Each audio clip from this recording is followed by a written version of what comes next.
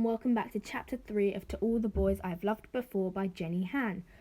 We left off with Margot breaking up with Josh and Lara Jean really wanting to tell the family but not doing it. So, Chapter 3. So now it's the last days of summer, and our last days with Margot. Maybe it's not altogether such a bad thing that she broke up with Josh. This way we have more time with just us sisters. I'm sure she must have thought of that. I'm sure it was part of the plan. We're driving out of our neighbourhood when we see Josh run past. He joined track last year, so now he's always running. Kitty yells his name, but the windows are up, and it's no use anyway. He pretends not to hear. Turn around, Kitty, urges Margot. Maybe he wants to come with us. This is a Song Girls' Day, I tell her. We spend the rest of the morning at Target, picking up last things like honey nut Chex Mix for the flight and deodorant and hair ties. We let Kitty push the cart so she can do that thing when she gets a running start and then rides the cart like she's pushing a chariot. Margot only lets her do it a couple of times before she makes her stop, though,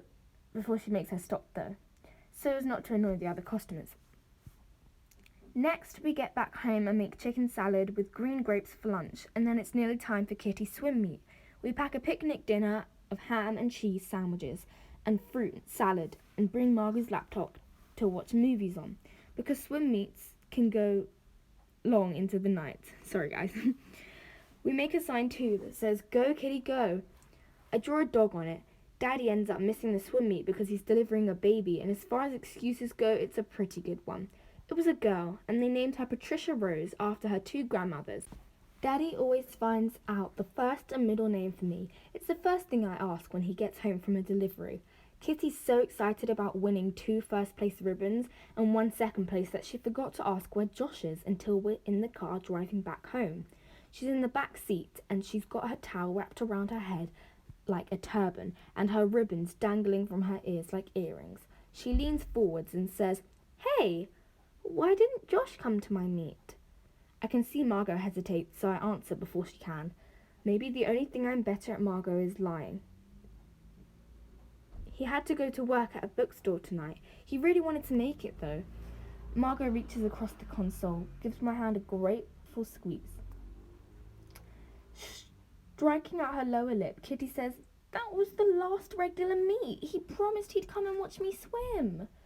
"It was a last-minute thing," I say.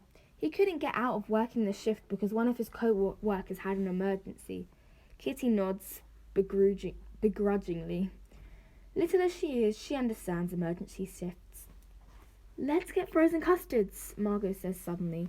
Kitty lights up, and Josh and his imaginary emergency shift is forgotten. "Yeah, I want a waffle cone. Can I get a waffle cone with 2 scoops? I want mint chip and peanut brittle. No, rainbow sherbet and double fudge. No, wait." I twist around in my seat. "You can't finish 2 scoops and a waffle cone," I tell her. "Maybe you could finish 2 scoops in a cup, but not in a cone." "Yes, I can. Tonight I can. I'm starving." "Fine, but you better finish the whole thing." I shake my finger at her and say it like a threat, which makes her roll her eyes and giggle. As for me, I'll get what I always get, the cherry chocolate chunk custard in a sugar cone. Margot pulls into the drive-thru as we wait our turn. I say, "I bet they don't have frozen custard in Scotland." "Probably not," she says. "You won't have another one of those until Thanksgiving," I say. Margot looks straight ahead. "Christmas," she says, correcting me. "Thanksgiving's too short to fly all that way, remember?" "Thanksgiving's gonna suck," Kitty pouts. I'm silent. We've never had a Thanksgiving without Margot. She always does the turkey and the broccoli casserole and the creamed onions. I do the pies, pumpkin and pecan, and the mashed potatoes. Kitty is the taste tester and the table setter. I don't know how to roast a turkey, and both of our grandmothers will be there. And Nana, Daddy's mother, likes Margot best of all of us. She says Kitty drains her, and I'm too dreamy-eyed. All of a sudden I feel panicky, and it's hard to breathe, and I couldn't care less about cherry chocolate chunk custard. I can't picture Thanksgiving without Margot. I can't even picture next Monday without her. I know most sisters don't get along, but I'm closer to Margot than I am to anybody in the world. How can we be the Song Girls without Margot? Thank you for watching. Come back for Chapter 4.